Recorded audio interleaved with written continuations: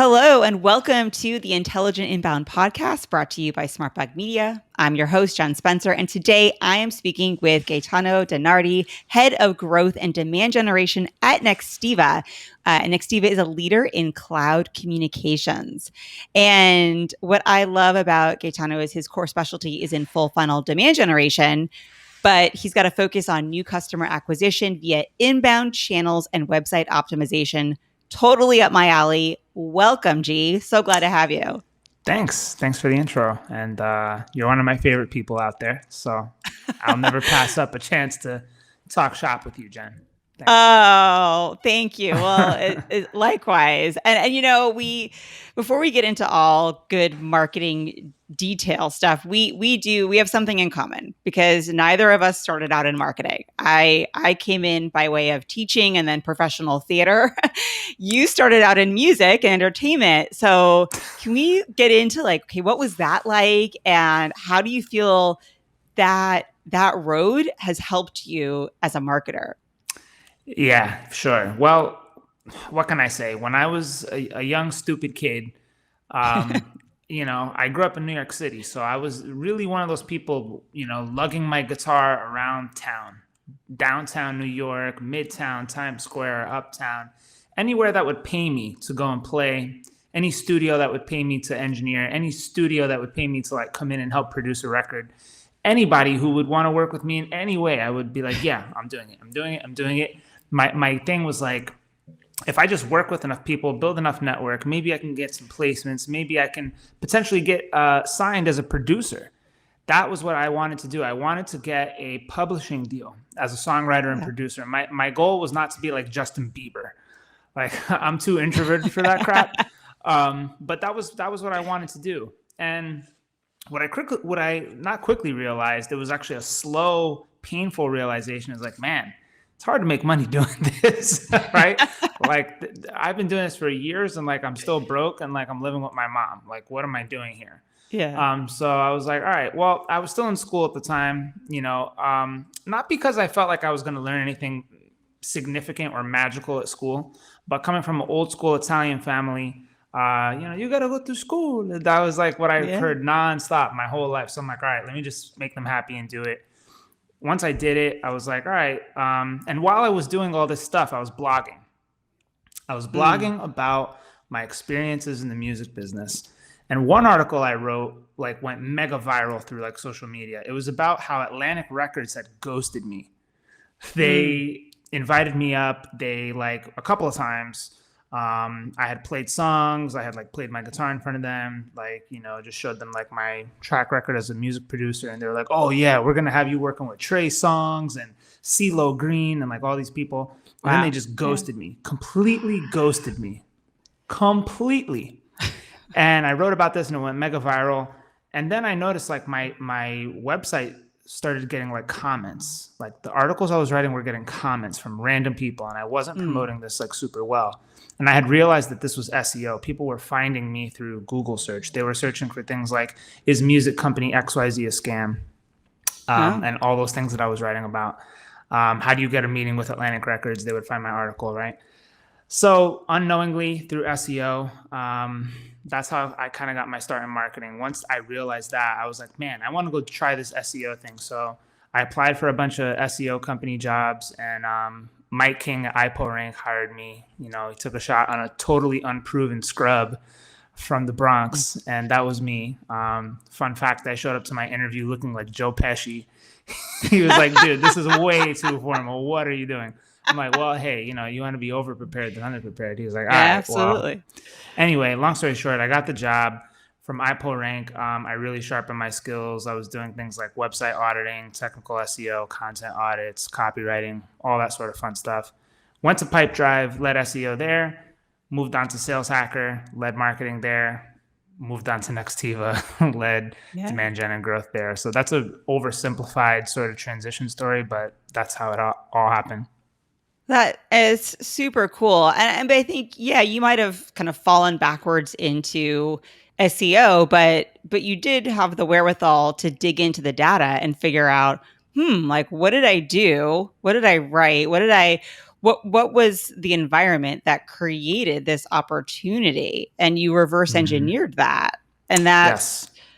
that's what makes you a good search engine optimization specialist, strategist, right? Like you Yes. figured it Well, out. the interesting thing was that Mike King wanted me to present like the strategy and like sort of a post-mortem report on my Yeah. music career as my job interview. That was my job interview. It was show me your YouTube, show me your Twitter, show me your socials, show me your website, show me your album sales, which were pathetic. Show me things you've done, right? Like show us like how you got to where you are today. And so I did this like really cool report. I showed them my YouTube stats and like what I thought could work better, what was working, and understanding of who my audience was, like who does my music appeal to, who would I like it to appeal to more, blah, blah, blah. Email list growth, that sort of stuff. And then all that kind of what I realized was like, man, this is actually digital marketing. This is like kind of the early onset of like what it takes to become a digital marketer. And so I apparently did a good job during that project. Then I got hired. So second person hired at the company. That's awesome. That's awesome. Shout out to WeWork. Fantastic. Well, let's fast forward. And on this show, we'd like to really dig into marketing tactics, inbound marketing tactics, things that are working in your organization, in your space. But to frame it for everybody, I want to ask, what does your marketing team today look like? Because some folks I talk to people who they're a marketing team of one. It's just them. There are folks that have a marketing team of 10 or 20 people. So what are the sort of human resources that you have working with you to achieve your demand gen goals at Nextiva right now? Okay. So before I tell you that, I will tell you some background about the business. Okay. Let's hear it. Because as you know, Jen, when people say demand gen, it can mean a million different things, right? Like, so our demand gen is specialized around the go-to-market playbooks that work for this type of business. And this business is 200 million in ARR, all through inbound and channel partners and resellers. So we don't touch that side of the business. That's like half of the revenue. And then the other half of the revenue is us, direct sales motions, all inbound. We do zero outbound. Our deal sizes are very small. I would say 95% of the deals close within 3 weeks. And it's high velocity, high volume. Yeah. So with that being said, we don't do things like events. Our channel partner team they're only events, but we do no events. We don't do any direct mail, at least not right now. And so we focus on all things digital. So because when I tell you about the team structure and you don't hear like, oh, we don't have field marketing or event marketing, right. People kind of scratch their head like, isn't that what 90% of demand gen is? ABM and direct mail and events? Like, we don't do any of that because it's all inbound. So I wanted to just clear that point. So anyway, love it. Here's the yeah. So here's the team structure.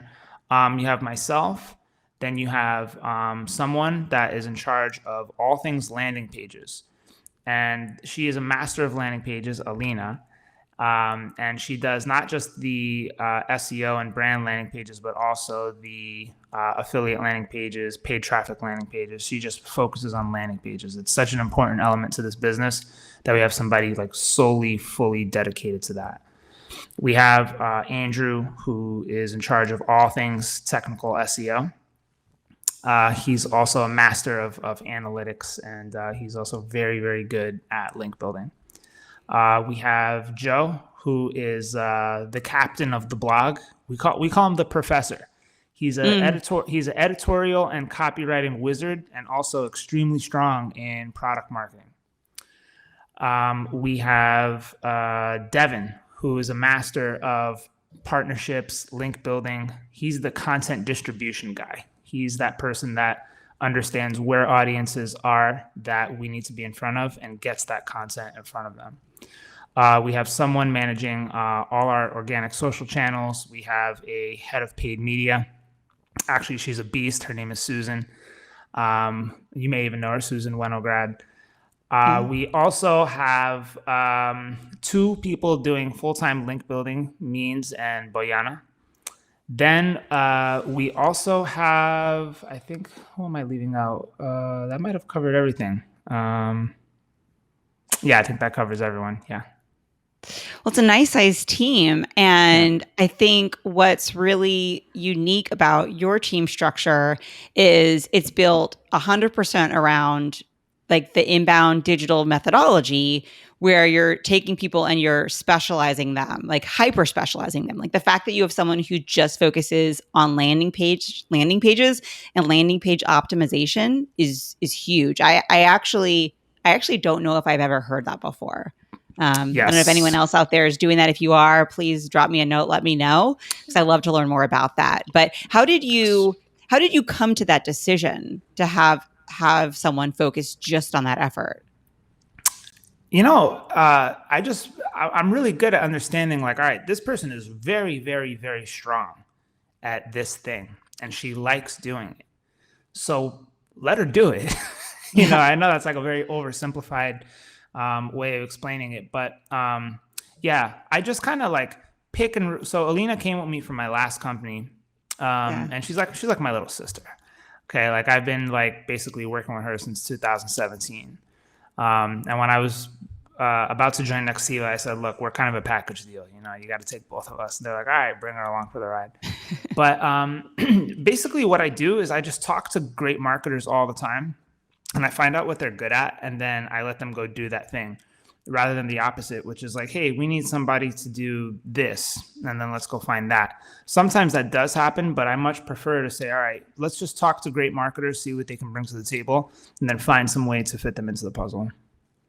But you must be getting ROI from those efforts, right? I mean, there's at the end of the day, it's still a business. So whatever she's doing with those landing pages has to be working for the team, right?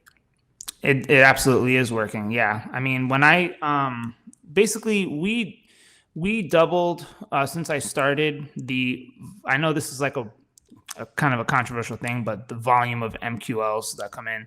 We don't do any, by the way, like ebook, like gated content. Sure. And we don't do like webinars that like collect leads. The only thing that counts for us is if somebody comes to the website, fills out a web form, raises their hand and says, yes, I do want a solicitation, or they go through live chat and get converted there, or they call us directly because we have our phone number all over the website. So it's form submission, live chat, and phone call directly. I was going to ask what does inbound mean in your revenue organization? And it sounds like you're really driving people at the bottom of funnel, right? It doesn't sound like you're converting top of funnel leads. Am I hearing you right? That is right. Mm-hmm. Now I know this is also controversial, and this is something that actually has contributed to one of my reasons for leaving Nextiva. It's not necessarily a bad thing. But what I've done for the last 3 years is just focus on bottom of funnel demand capturing. Now, people hate on this, philosophy. They say, well, if you're just a bottom of funnel machine and people only find out about you when they're exactly ready to buy, you're going to get stuck in this hamster wheel cycle and you're never really going to be able to go up funnel. Now, that is true. However, in this world of unified communications and VoIP, demand capturing is actually quite profitable and lucrative. So the business has decided we'll figure all that other stuff out later, or we're trying to figure it out now.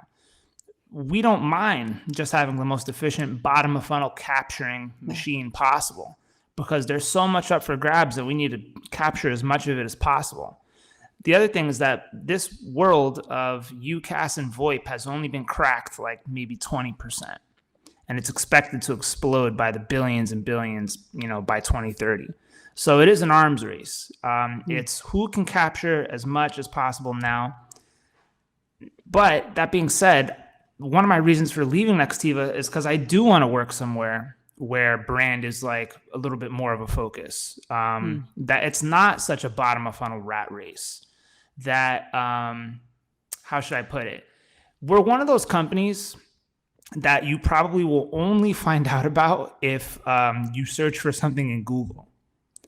So if you search for something in Google, you'll probably find, I guarantee you'll find us.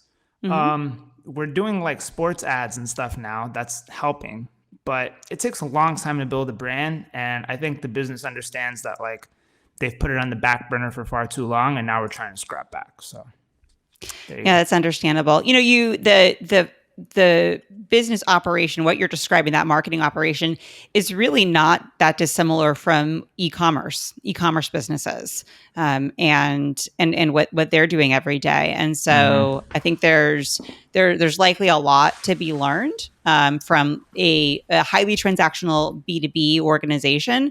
A lot of the same marketing tactics could be shared from e-commerce, but that's a whole other rabbit hole. That's a whole other rabbit hole for sure. And look, like senior leaders, like senior like executives will come to me and say, how do we get more squeeze out of the traffic we have? Because we have so much traffic. So much of our time is spent on blog optimization, landing page optimization, website optimization. In fact, we're redesigning the entire blog right now to be more conversion friendly, because it just isn't. Cool. So like we often look for ways to squeeze more juice, out of the fruit we already have. But going up funnel is really challenging. Like for most businesses, it's kind of the opposite. They're good at the awareness and brand stuff, but they're not as good as the demand capturing, bottom of funnel, covering all your bases there. But for us, it's the opposite. Yeah. Yeah, for sure. Yeah. What do you think's been what has been your team's most successful inbound marketing effort? I would say affiliate marketing by far. So let me explain how this works. Yeah. So back in the day, the company was a 2-trick pony. We ranked for one very, very, very important keyword, and we had Google PPC running like 24/7. Then some new players came into the equation. Middleman companies, I call them.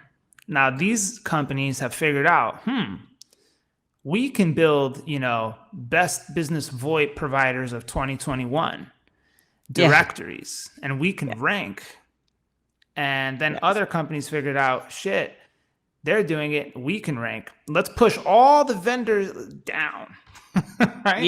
Yep. So if you're somebody that actually sells this crap, you have no choice but to pay a ransom. Now, you're not only paying a ransom to Google, you're paying a ransom to the affiliate player who has now taken the top spot, in many cases, 2-3 spots. Yeah. The best you can do now is 4. Yeah. So now what you got to do is have a paid listing. You got to have an affiliate listing. You got to have an organic listing, sometimes more than one. And it significantly hurt vendors because we used to just gobble all that glorious traffic up, and all that lead flow used to come to us directly. Now you have to pay a middleman, and there's nothing you can do about it because let's just be real. Affiliate players are very hungry. They can make a ton of money, but also it's the way that people buy. They'll browse on your website and buy when it's time, but they would mostly prefer to go to a unbiased. Now I put that in quotes because I don't want to go down that rabbit hole, but you know where I'm going with that. Yeah, I do. But they would prefer to have at least the illusion of getting information from an unbiased source. And so as a vendor, there's nothing you can do about that. And in our world, one of the most important plays is optimizing the traffic that we get from affiliate players. And there's a whole science that goes into that. A lot of listening to sales calls, a lot of watching Hotjar recordings, a lot of heat map studying. And it's just a constant tooth and nail sort of, scrapping. But that's been one of the top things that we focus on. Yeah, it's smart, and I like grinning because I felt that pain back when I worked in the HR technology space. I remember actually turning to one of my team members and saying, we need to start a side hustle and create our own our own site for this because oh my goodness. And now it's like 15 years later, I'm going, wow, Jen, you didn't follow through on that idea.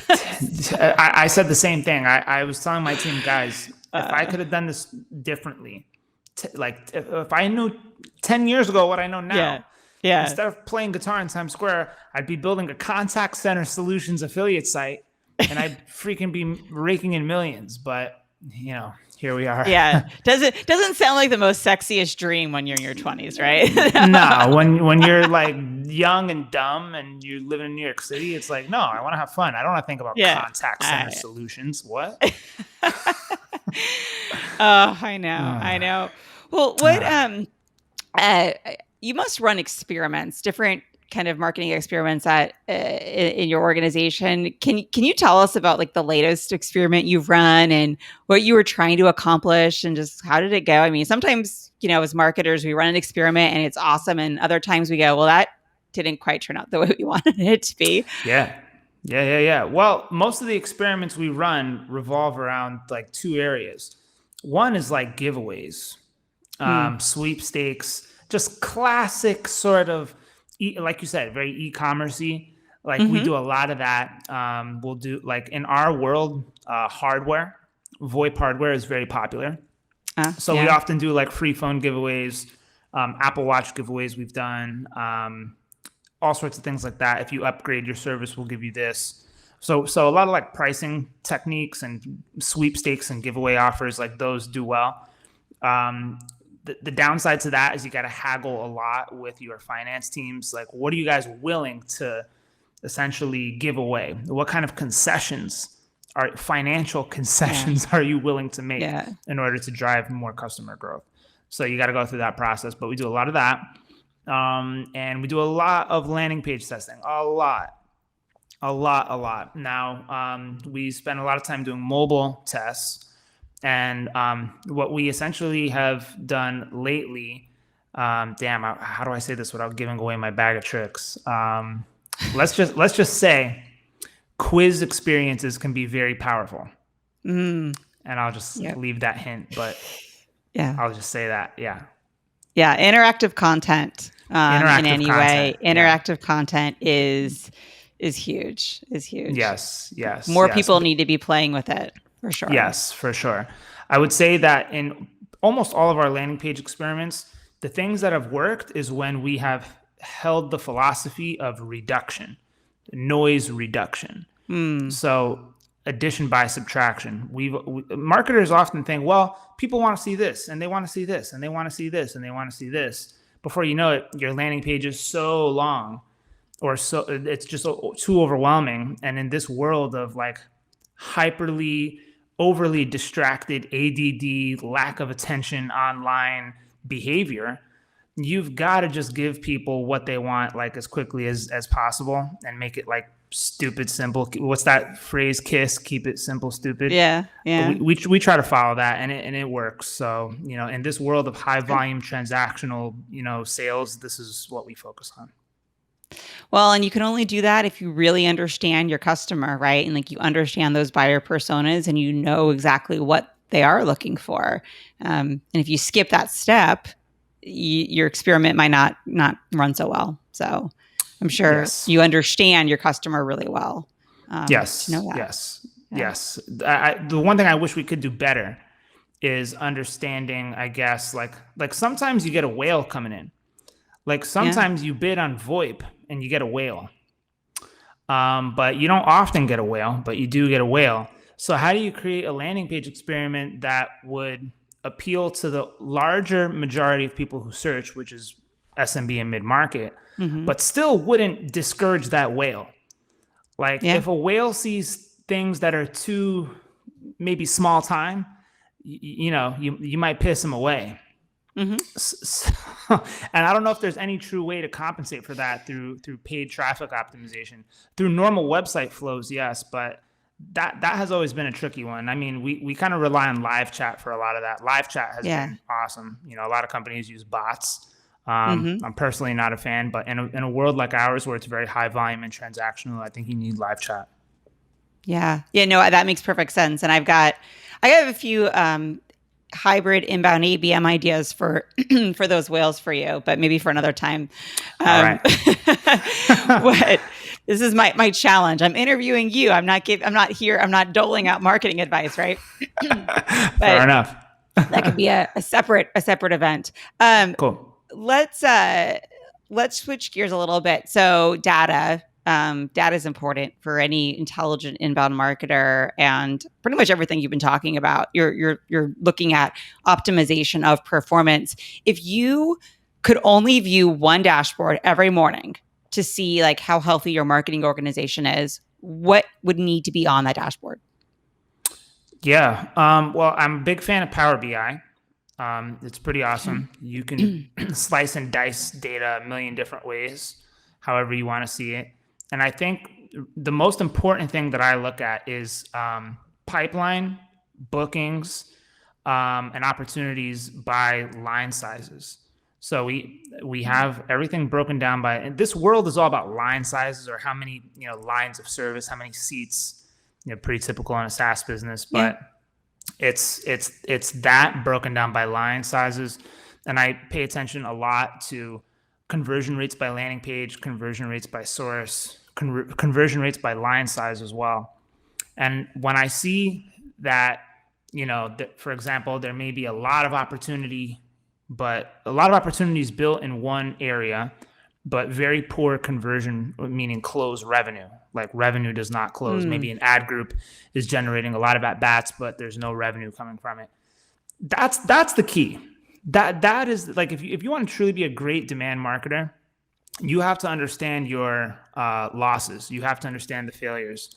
And so I use all these like clues. I even look at things like talk time by sales rep, performance by sales rep, who's crushing it out there and why.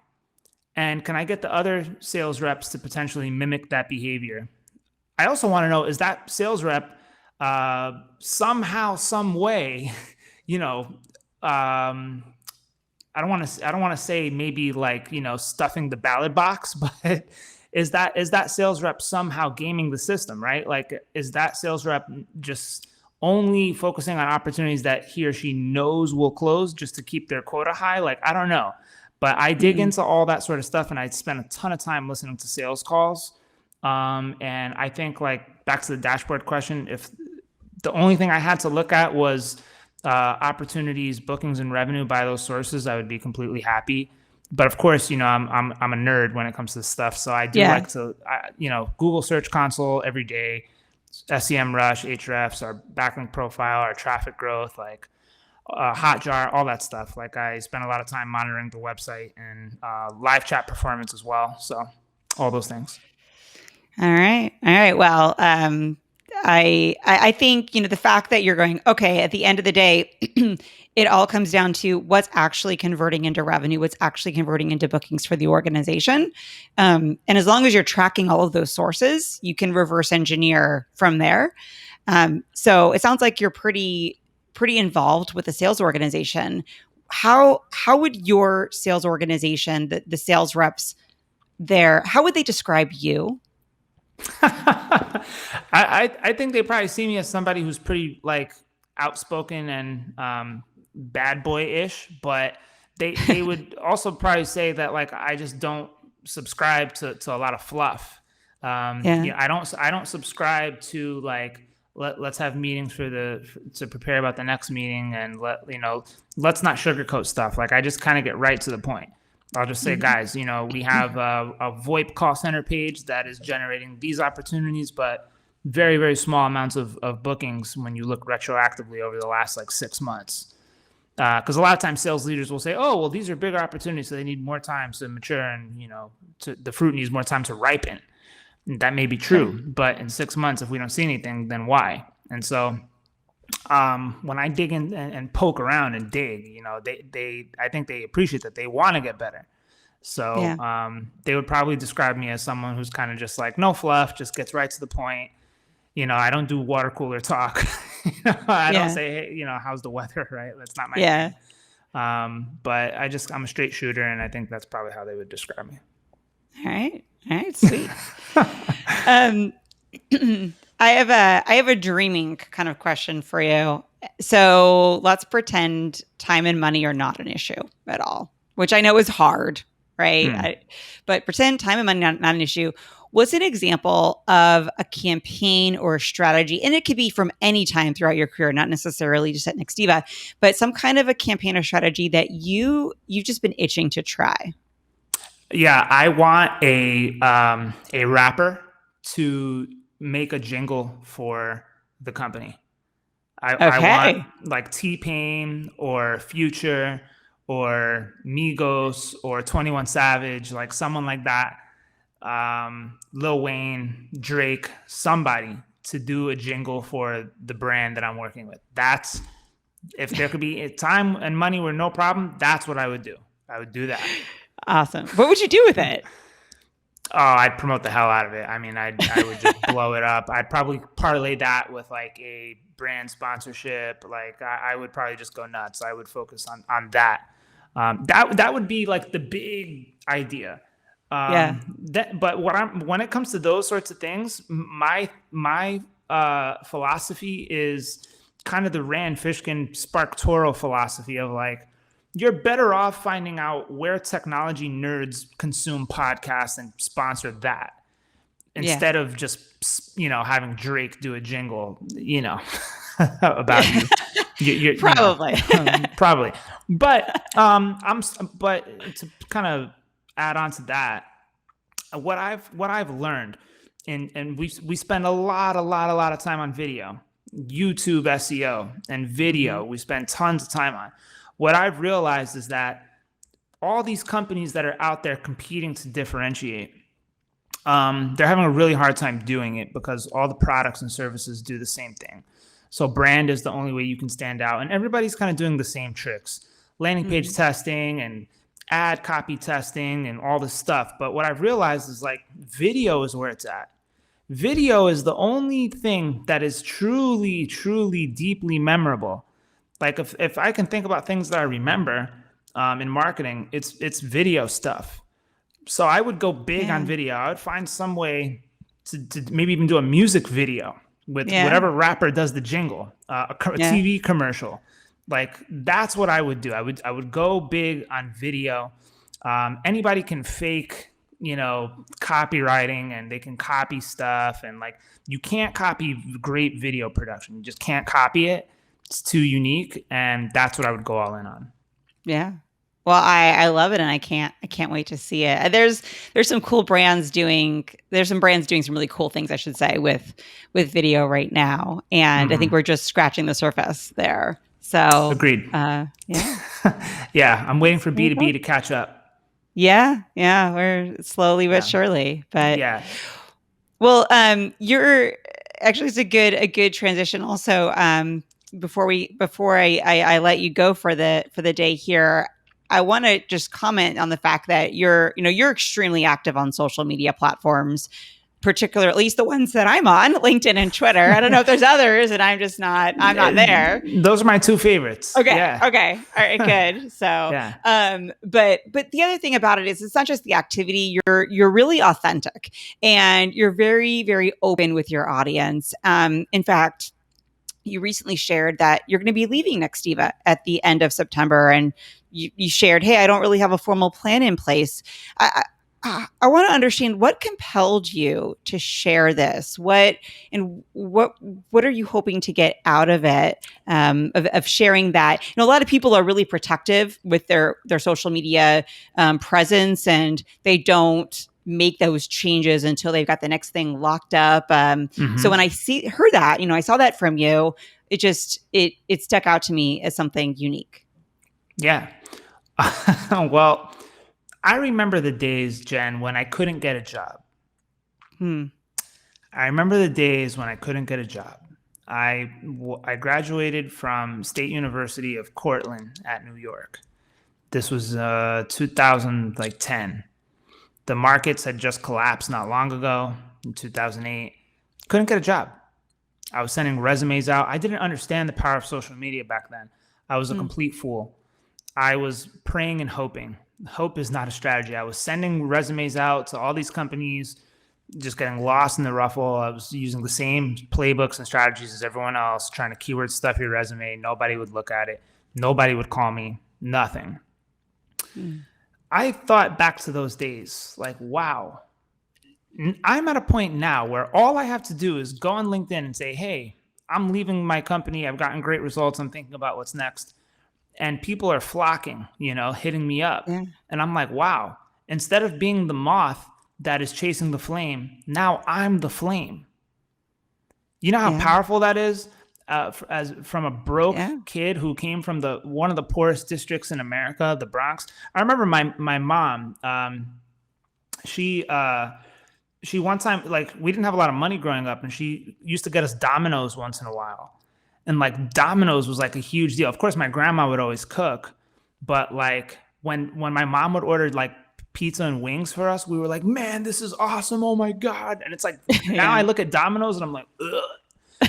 But like, yeah, like it's been a long road, a long way. And the reason why I'm so open and authentic on social media is because that's just who I am, like I can't be any other way. Like, I don't know if you've ever seen that show, Hey Arnold, but that's how I grew up. I grew up like playing stickball in the streets, stoop ball, like just classic, city kid upbringing. I remember having like, my mom would give me $5 once in a while to like get like Mr. Softy ice cream, like at the park, like after I was playing basketball with my friends. And like, that was a huge deal. Right. And now the stakes are much, much higher. We've leveled all the way up to where we are today. And it's just like, man, what a blessing. So I think back to those days when I was broke and I couldn't get a job. Nobody would even give me a look. And now today, it's kind of like I have my pick of the litter. And I never would have imagined that I would have it this way. Well, I think it's awesome. And I think it's not something that happened to you. It's something that you did for yourself. And it's something that, you've led with a very kind of a sharing, like, heart of a teacher, in a way of always being open about what's going on and what's working, and being honest about things that are working or things that are not working. And so I think that's helped you build that kind of a following, by sharing your successes and opening up the curtain a little bit. I mean, like, hey, look what I did, and this is how I did it, and you can do it too. That's right. And if you want to take this to my musician roots, you remember the days when there was no social media, and musicians were kind of this mystical figure.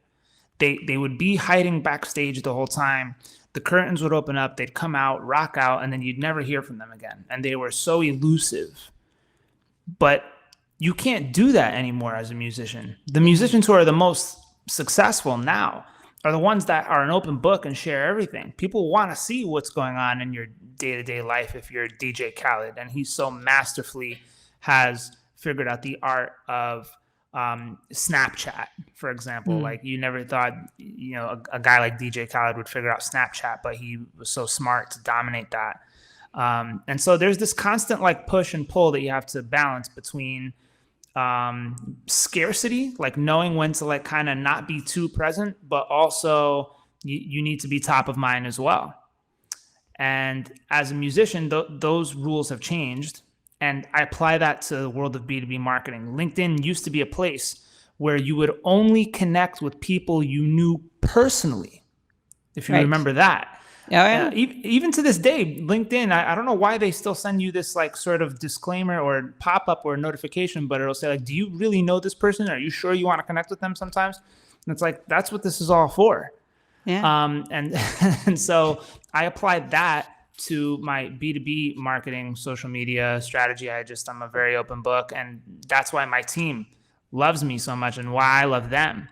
Because there's no secrets. There's no, like, if somebody has a really challenging life problem, they can come to me with it and I can guide them through it. So I've applied that same sort of way that music marketing has flipped, where you cannot be elusive and mystical anymore. I apply that to how I am in B2B marketing, and it just kind of works. Well, it's definitely working. So thank you so much. We could talk. I feel like I could talk to you for hours, and I'm looking forward to hopefully getting a chance to sync up with you in person soon Yes. here. Yes. But we've only met once. I think it was HubSpot. Yeah. Oh, twice. It was HubSpot and in Phoenix once. We met at the say Nextiva NextCon. conference. Yeah. That's right. Cool. Well, you were a bit busy at that event. Oh yeah. You were a little distracted. Yeah, I think so. Well, thank you so much for joining me today. And if anyone listening wants to learn more about you, the work you're doing, we talked about LinkedIn and Twitter. Is that where they should follow you? What's your handle? How do they find you? Yeah. You can just go to, you just search me in Google, Gaetano DiNardi. You'll find me there. All my links, just search me. Perfect. Well, cool. Thanks everyone for listening. Please join us next week for another episode of the Intelligent Inbound podcast to meet other industry experts who are challenging the status quo for inbound marketing. And if you learned something today from Gaetano, please pay it forward by rating and reviewing us on your podcast listening platform of choice. Make it a great one, everyone. Thanks. Thanks, Jen.